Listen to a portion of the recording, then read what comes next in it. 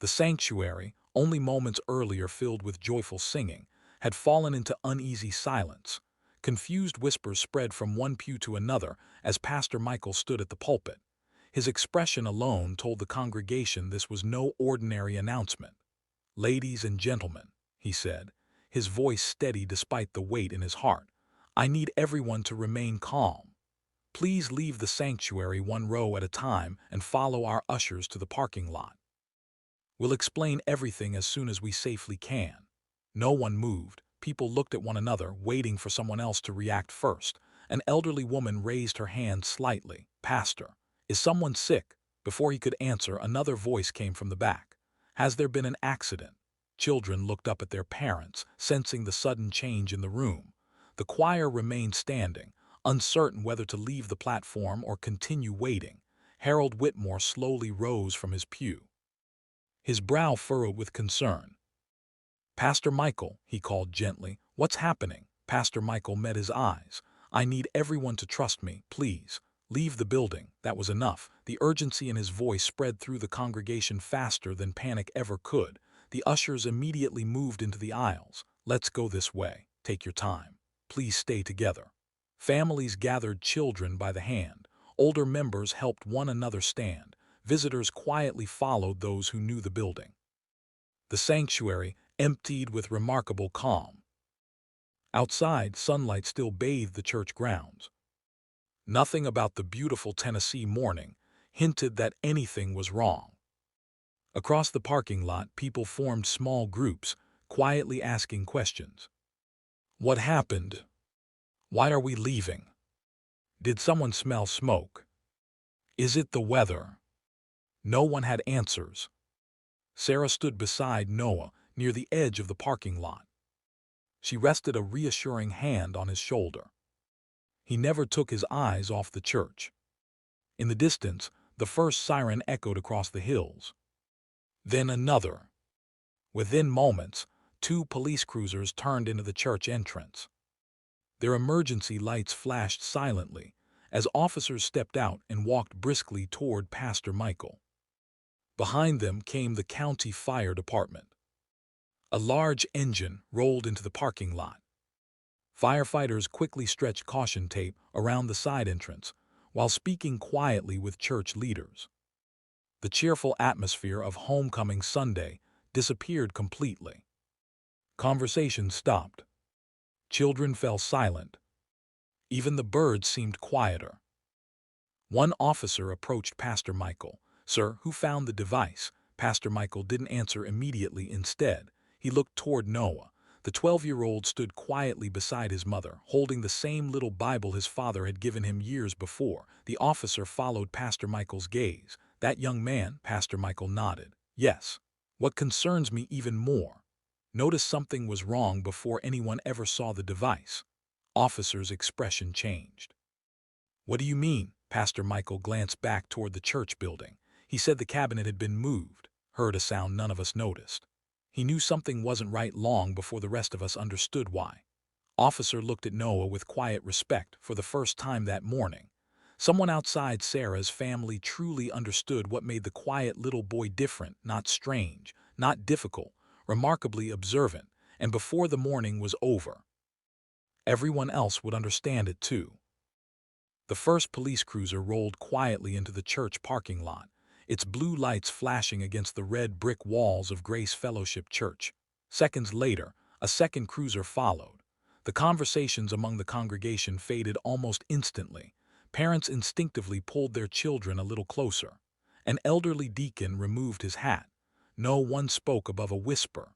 The officers stepped out quickly but without panic. Their calm movements helped settle the growing anxiety. One officer approached Pastor Michael while another spoke briefly with Frank Ellis near the side entrance.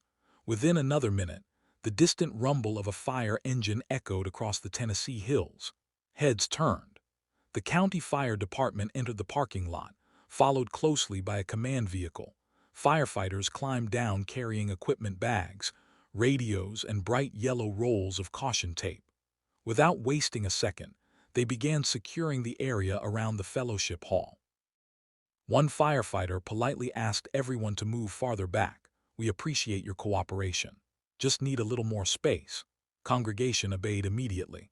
Within moments, yellow caution tape stretched across the sidewalk leading to the side entrance. The familiar church building suddenly looked very different. Only minutes earlier it had been filled with singing. Now it stood quiet behind flashing emergency lights.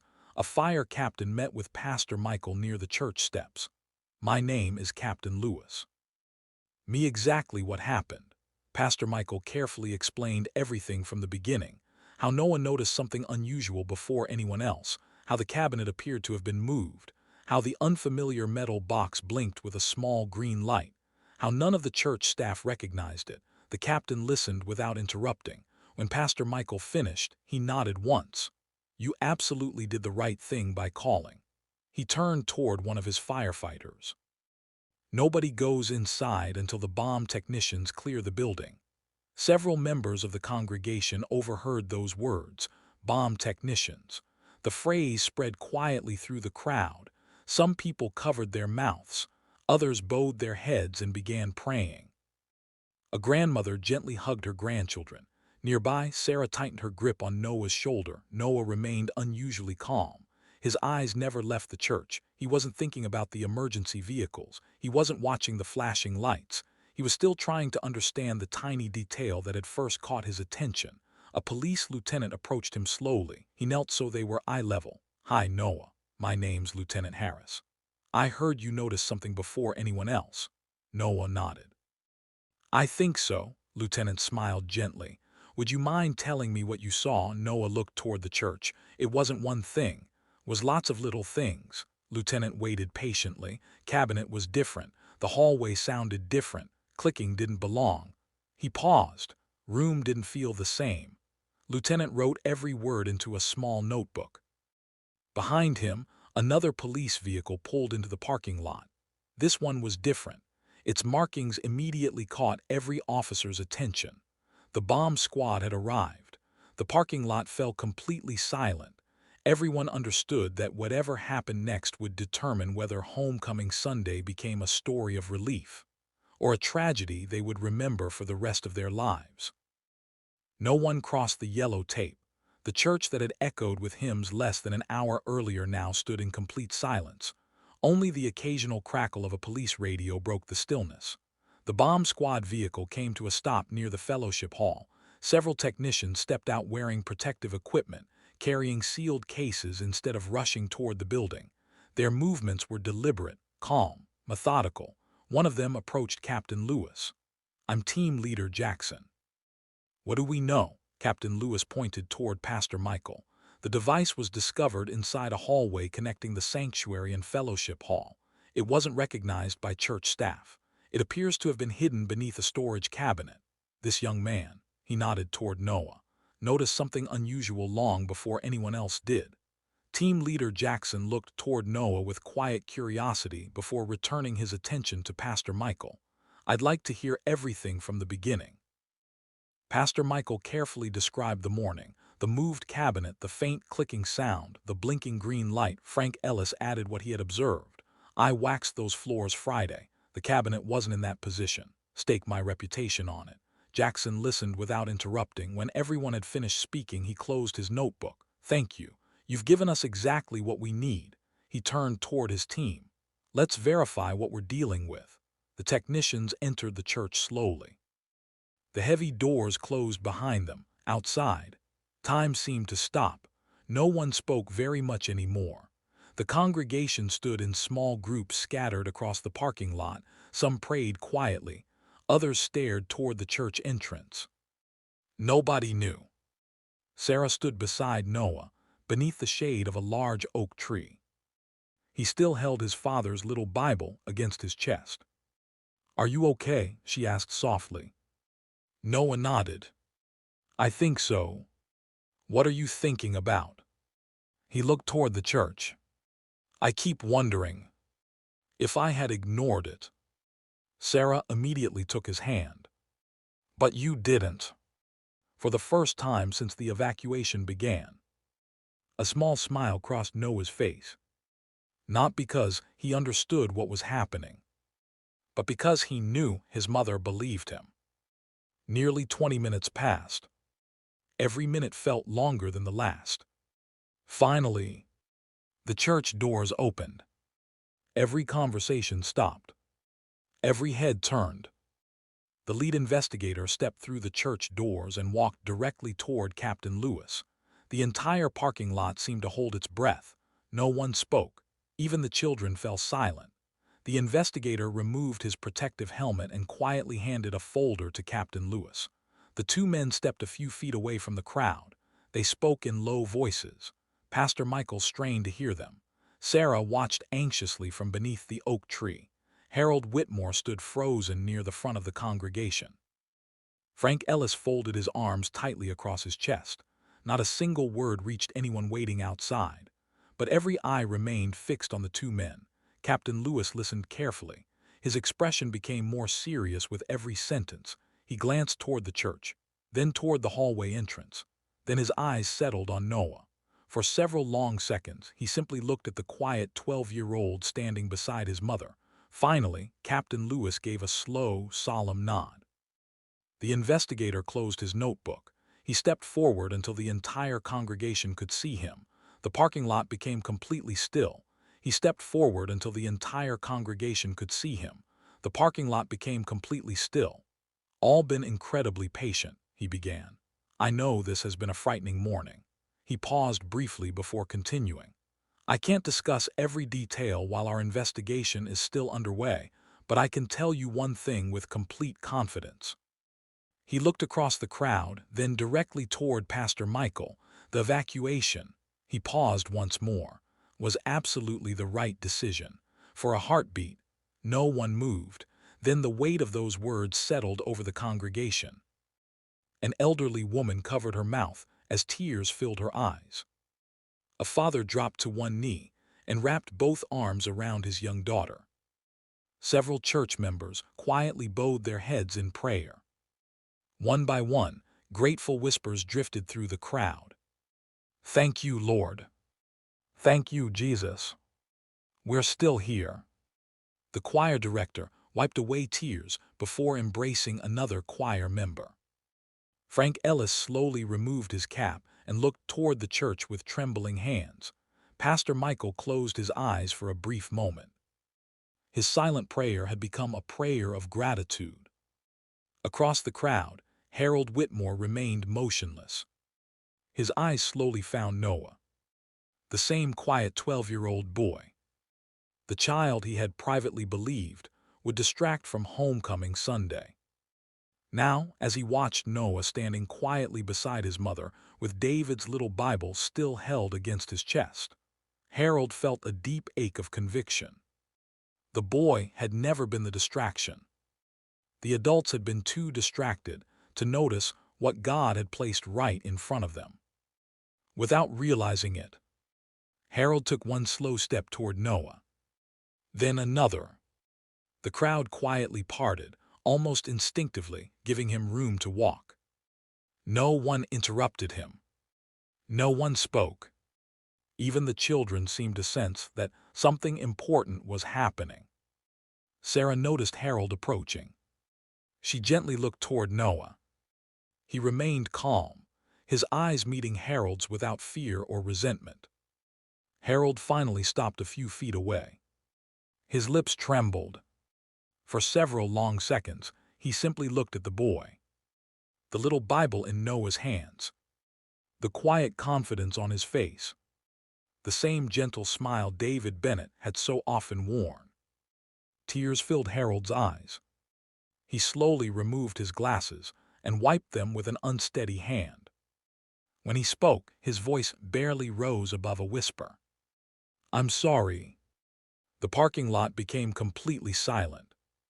No one had expected those words. Harold looked directly at Noah. "I thought I understood you. I was wrong." He turned toward Sarah. "I was wrong about both of you." His shoulders sagged under the weight of his own regret. "I asked questions I should never have asked. I doubted what God had already placed in front of me." Pastor Michael quietly watched from a distance. Several elders lowered their heads. Grace Carter wiped fresh tears from her cheeks. Frank Ellis nodded slowly, unable to hide his emotion. Harold looked back at Noah once more. Today, he paused, struggling to steady his voice. You reminded all of us that God doesn't measure people the way we do. He extended his hand. For a brief moment, Noah looked at his mother. Sarah smiled softly and gave the smallest nod. Noah stepped forward. Instead of simply shaking Harold's hand, he gently took it with both of his. Instead of simply shaking Harold's hand, he gently took it with both of his. Harold's composure finally broke. A single tear rolled down his cheek. Around them, church members quietly began applauding. Not the loud applause of celebration, but the gentle, heartfelt applause of people witnessing forgiveness, humility, and grace. The flashing emergency lights continued to reflect against the brick walls of Grace Fellowship Church. If Noah had convinced himself it was probably nothing, if he decided not to speak up, if his mother had told him to forget about it, if your pastor had dismissed his concern, he paused, allowing the weight of those words to settle over the crowd. There is a very real possibility today's story would have ended very differently. A hush swept across the congregation. Parents instinctively looked at their children. Grandparents quietly reached for one another's hands. Several people closed their eyes. The realization settled over them, one heart at a time. The choir members looked toward the sanctuary they had stood in only minutes earlier. Children who had been laughing before the service now stood quietly beside their parents. No one needed to imagine what might have happened. The thought alone was overwhelming. An elderly woman slowly whispered, "God protected us." Another replied, "He used that little boy." The words spread softly through the crowd. God used Noah, God used Noah. Frank Ellis looked toward the church building, then back at Noah. Worked here almost 20 years, he said quietly. Walked those hallways every single day. Never noticed a thing. Grace Carter smiled through fresh tears. I walked past that hallway this morning. So did I, so did dozens of us. She looked directly at Noah. But you saw what we couldn't. Harold Whitmore slowly stepped beside Pastor Michael. His voice was filled with humility. I spent weeks worrying that Noah might make people uncomfortable. He looked toward the congregation. Truth is, he swallowed hard. God was preparing the only person in this church who would notice what the rest of us missed. No one argued, no one looked away. Every person standing there knew it was true.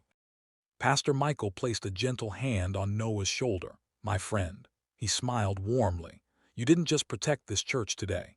You reminded us what it means to truly see one another. Noah looked around the crowd. He didn't understand why everyone kept thanking him.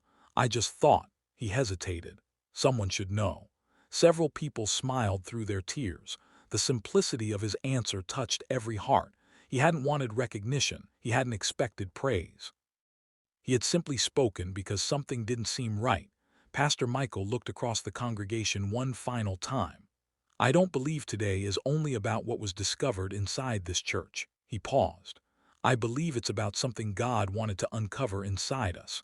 Heads slowly nodded throughout the crowd. Pride, assumptions, fear, judgment, all of it had been exposed. And standing quietly in the middle of the parking lot, holding nothing more than his father's worn Bible, was the child God had used to begin changing every heart in Grace Fellowship Church. The emergency vehicles remained parked outside Grace Fellowship Church. Their flashing lights no longer carried the same urgency they had only an hour earlier. Now they stood as quiet reminders of how close the congregation had come to a tragedy no one had seen coming. Church members lingered in small groups across the parking lot. Some prayed, some hugged. Others simply stood in silence, trying to process everything that had happened. Harold Whitmore wandered a few steps away from the crowd. For the first time in many years, he wanted to be alone. He stopped beneath the old oak tree that shaded the edge of the church property. The same tree where children gathered every Easter to hunt brightly colored eggs. The same tree where David Bennett had once stood laughing with Noah after a church picnic. The memories came rushing back. He could still hear David's voice. Be patient with him, Harold. Noah notices the world differently. Sometimes that's a gift, even when we don't understand it at the time. Harold had smiled politely, but deep inside he had never truly believed it. Instead, he had watched Noah through the lens of his own assumptions. Every quiet moment became awkwardness.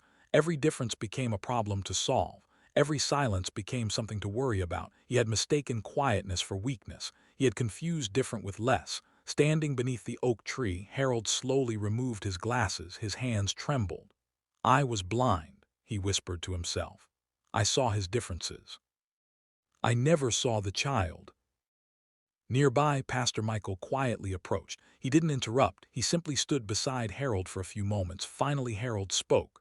"Do you know what troubles me the most?" Pastor Michael shook his head. "Been asking God for wisdom for years." A faint, painful smile crossed Harold's face. "And this morning, gave it to a 12-year-old boy." Pastor Michael smiled gently. "God has a way of reminding us that wisdom doesn't always come from the loudest voice." Harold nodded slowly. "I thought I was protecting the church. Instead, I was protecting my own comfort." The words hung between them, painful, honest, necessary. Across the parking lot, Noah sat quietly on a curb beside Sarah. He was reading from the small Bible his father had given him years before.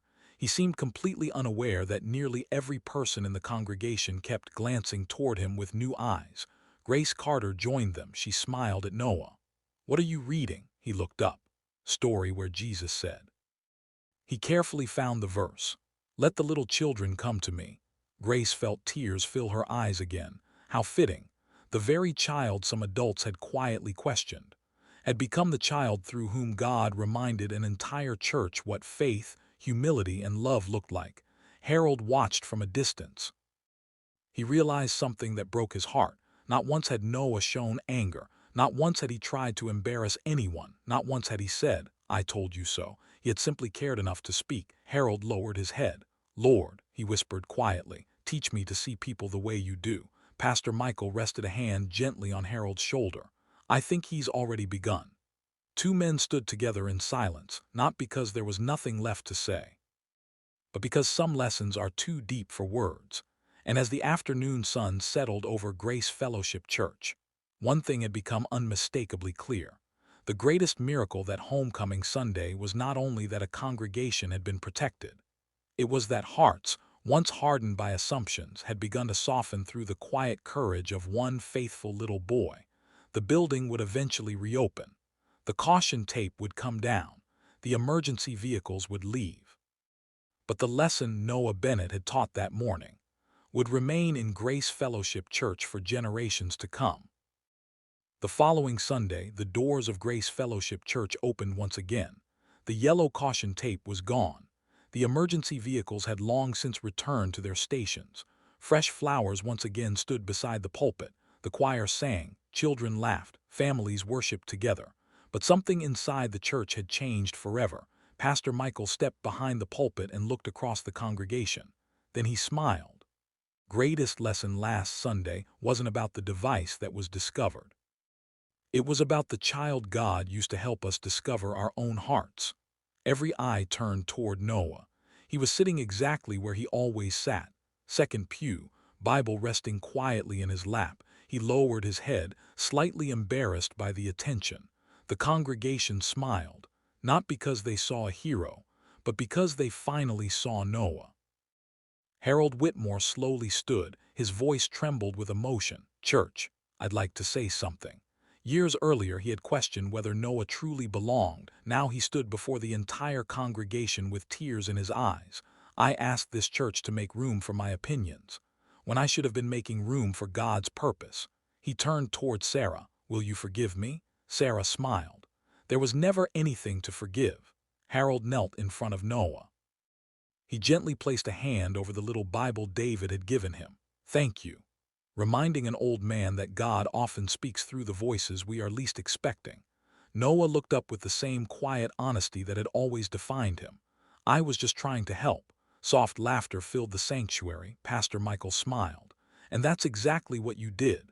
Congregation rose to its feet, not for applause, not for recognition, but for prayer. Hands joined across every pew, young and old. Long-time members and first-time visitors. Together they thanked God, not only for protecting their lives, but for changing their hearts. Sometimes the greatest miracle isn't the danger we escape. Sometimes it's the prejudice we leave behind. Sometimes God chooses the strongest voice in the room. And sometimes He chooses the quiet child almost everyone overlooked. If this story touched your heart, remember this. Never underestimate someone because they think differently, speak differently, or experience the world differently. The gift God has placed inside them may be exactly what someone else needs one day. Thank you for spending this time with us. If this story encouraged you, consider subscribing and sharing it with someone who needs the reminder that every person has value, every life has purpose, and God often works through the people the world overlooks. Until next time, may God bless you, keep you safe, and help you see others through His eyes.